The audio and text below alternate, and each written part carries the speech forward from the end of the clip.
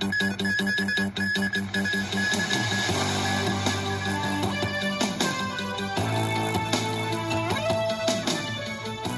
法會選舉候選人資格審查委員會裁定161份提名全部有效，會舉行39場嘅選舉論壇。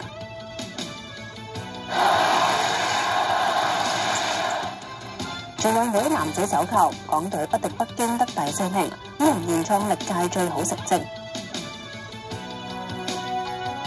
日本多地持續熊出沒，秋田、青森同新潟縣都有人遇襲受傷。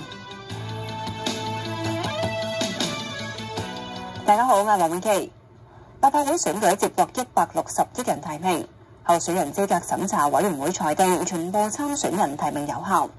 政府聽日開始會舉行一共39場嘅選舉論壇，並且邀請市民選民出席。